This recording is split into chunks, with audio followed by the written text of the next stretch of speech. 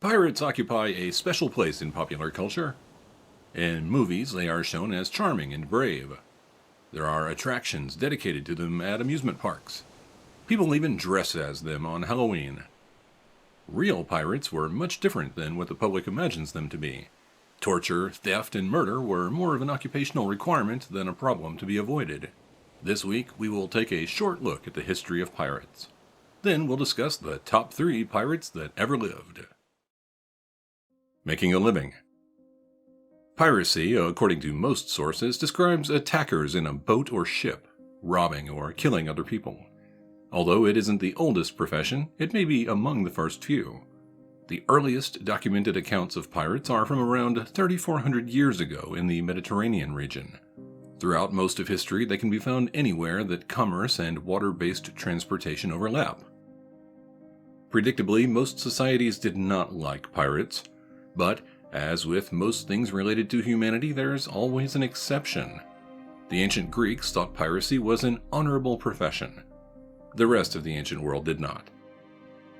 In antiquity, pirates didn't just steal valuable possessions. It was also customary to take hostages. Women and children were frequently sold into slavery. A person that didn't have monetary value would just be killed. There was nothing to romanticize where these pirates were concerned. Most popular representations of pirates don't focus on the ancient world, though. Modern versions are almost exclusively from the Golden Age of Piracy. The Golden Age took place between the 1650s and 1730s. For nearly a century, pirates had a significant impact on historical developments all around the world. It's easy to see why historians and the public have long been fascinated by this exclusive group of criminals. At no other point in history could small groups challenge empires and win. Of course, pirates were not a united group. Eventually, the nations of the world used their resources to force piracy back into the shadows where it belonged. But the stories remain, and we will tell you some of them in a few moments. First, we need to understand how pirates governed themselves. The Pirate Code. Since pirates were not a united group, there wasn't a central authority governing their behavior. However, it was also not possible to maintain a functional crew without enforcing some rules. Ironically, the answer was the creation of a pirate code. Each ship had its own set of rules, and the crew were required to sign it. Sometimes people who were captured and had value might be forced to sign it. Violating a ship's rules, unsurprisingly, could have serious consequences. Pirates stole the concept of the code as they did most things. During the Golden Age of Piracy, there was a specific type of piracy known as privateering. Privateers were usually given permission from their government to commit acts of piracy against an enemy. For instance, when England was at war with Spain, it wasn't uncommon for England to allow certain individuals to steal from the enemy. To help maintain order on their ships, the privateers usually had rules known as ship's articles. Each pirate ship took the concept of the ship's articles and modified it for their own purposes. 9 different sets of pirate code examples have survived. Since Black Bart will show up again later in this episode, we'll show you his code. Every man has a vote in affairs of moment, has equal title to the fresh provisions or strong liquors at any time seized, and may use them at pleasure unless a scarcity makes it necessary for the good of all to vote a retrenchment. Every man to be called fairly in turn, by list, on board of prizes, because, over and above their proper share, they were on these occasions allowed a shift of clothes. But if they defrauded the company to the value of $1 in plate, jewels, or money, marooning was their punishment.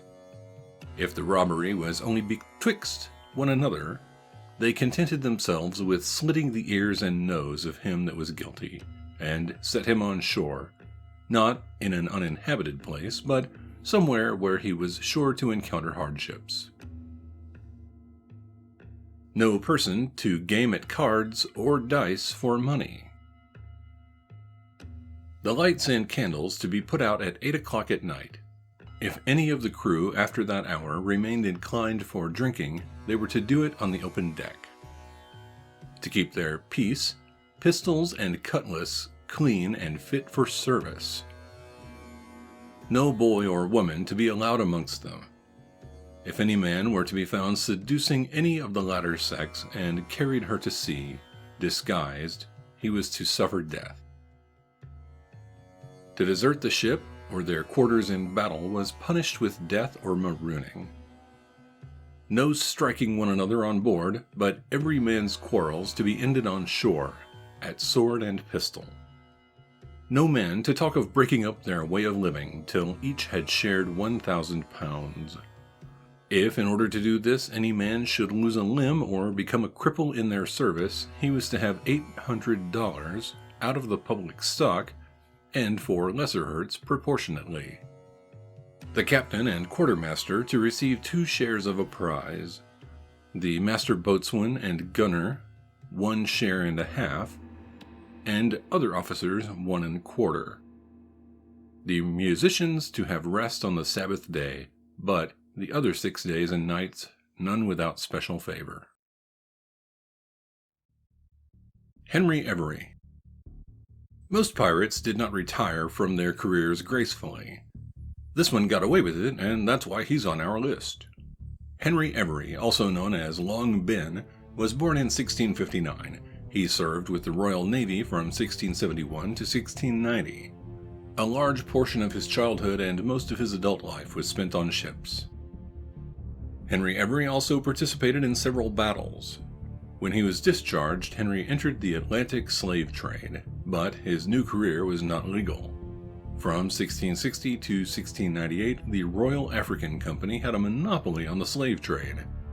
Anyone transporting slaves was supposed to have a license from them. But those who smuggled the slaves illegally made a large profit. That was enough incentive to motivate Henry. He was known to sometimes capture a group of slaves, then he would approach a nearby coast where the slaves were previously held captive. He would fly the British flag to show he was friendly, and would lure local slave traders on board. Henry would capture the slave traders and chain them next to the slaves they had recently sold. He would sell all of them at the earliest opportunity. In 1693, some investors in London created a plan known as Spanish Expedition Shipping. It consisted of 4 warships. They were supposed to travel to the West Indies and trade with the Spanish as well as plunder French vessels. Henry, because of his experience, was promoted to first mate. The main reason Henry and other experienced sailors joined is because they were promised a monthly wage which would be paid every 6 months. They were never paid. Additionally, because of legal issues, the ships were trapped at port in Spain for months. The sailors couldn't even send money home to their families. Henry Every organized a mutiny. They boarded one of the ships, called Charles II, and took control of the vessel without killing anyone. Then they escaped to open waters. Every was elected captain. He changed the ship's name to Fancy and ordered the crew to set sail to South Africa. On their way to the Cape of Good Hope, the crew captured 3 British merchants. A brief stop at a village resulted in capturing all the residents and selling them as slaves. After that, they captured 2 Danish privateers. While resting in Madagascar, a French pirate ship passed by. They captured that as well. At this point, Henry had 150 men at his disposal. Henry Every traveled to a volcanic island awaiting the arrival of the Indian fleet. This was the wealthiest merchant fleet in the world, and any pirate who captured it would be ridiculously wealthy. Other pirate ships were waiting as well. They agreed to form a coalition which consisted of 6 ships. Henry was elected as their admiral. The pirates were successful in capturing the fleet, although many died on both sides. The treasure was divided among them, and then they all went separate ways. It was reportedly the largest fortune stolen during the Golden Age of Piracy. Eventually, Henry and his crew ended up at the island of St. Thomas. They were trying to escape the English as the East India Company was furious about the Indian fleet being robbed. Henry bribed the governor of the island to give him and his men shelter. They stayed for 7 months. The British finally forced the governor of the island to issue a warrant for Henry's arrest. Henry took his gold and several men and set sail for Ireland before they could detain him. Upon arriving in Ireland, Henry's men were caught while unloading some of the treasure. Henry Every got away again. Henry disappeared, and nobody knows for sure what happened to him. What we do know is that he was never arrested by the English, nor was the rest of his treasure found. Bartholomew Roberts. Bartholomew Roberts, also known as Black Bart, was born in Wales, 1682. He was the most successful pirate of the Golden Age in terms of vessels captured. In 1718, Roberts was second mate on a slave ship. While the ship was anchored off the coast of Western Africa, two pirate ships converged on its location. Pirates boarded his vessel, and Roberts was forced to join the pirate crew. His new captain was Howell Davis, and the ship was named Rover. Davis ordered the ship to visit a nearby island after finding that Rover had a worm infestation in its wooden frame. Davis planned to acquire a new ship by holding the governor of the island hostage. The plan didn't work. The governor's men managed to ambush Davis when he came ashore and killed him. The crew needed a new captain, and they elected Bartholomew Roberts. He was a pirate for only 6 weeks before being elected to lead them. His first act of captain was to return to the island. The crew landed on the island at night, then killed most of the male population. Everything of value was stolen, then Roberts and his pirates sailed away. He captured a Dutch slave ship sometime later, then a few weeks after that seized a British ship. After resting briefly, Roberts and his crew chose to go to Brazil. They rested for several weeks near Brazil, and after setting sail, found a fleet of 42 Portuguese merchant ships. The ships were waiting for a military escort which hadn't arrived yet. Roberts discovered where the richest ships in the fleet were and stole everything of value from them. This included jewelry that was custom-made for the King of Portugal. Several days later, Roberts would leave Rover to go steal another vessel. While he was doing that, the pirate he left in charge of Rover sailed away with all the loot. Roberts and his crew renamed their new vessel Fortune and continued their careers in piracy. A few months later, they captured 22 merchant vessels near Newfoundland. The pirates burned all the vessels after taking what they wanted. A couple of months after that, Roberts captured at least 9 French ships. He took the most formidable one as his own and renamed it Good Fortune. His naval empire continued to grow, and by 1721, sea-based trade in the West Indies was almost non-existent. Roberts was so successful and captured so many ships that the locals thought he was invincible. In February 1722, his career came to a sudden end. The Royal Navy vessel HMS Swallow found Roberts and his ships. Roberts tried to make a run for it, ordering his men to sail past the Swallow and out to sea. The British ship fired cannons, and a lucky shot hit Roberts in the throat. His crew of 272 men was captured shortly thereafter. Some were sold into slavery, while the others were executed. Edward Lowe. We've shown you the pirate who stole the greatest fortune, and the pirate who captured the most ships. Now we're going to discuss the pirate that loved to torture his victims. If there was an award for the cruelest pirate, Edward Lowe would win hands down. Edward was born in Westminster, England in 1690. He was a pickpocket and thief, but grew tired of that lifestyle and moved to Boston in 1710. He married and had a son who died. Then Edward had a daughter, but his wife died in childbirth. He mostly abandoned his daughter and began working on merchant ships in 1722. Edward Lowe and 12 men became angry at the captain of their ship and organized a mutiny. Their attempt to capture the ship failed, but the men escaped. The pirates found another ship near Rhode Island and managed to take it. Next, they started finding ships along a popular trade route to New York. Edward and his men captured several ships and increased their ranks by bringing captured sailors into service. Edward's love of torture became apparent for the first time.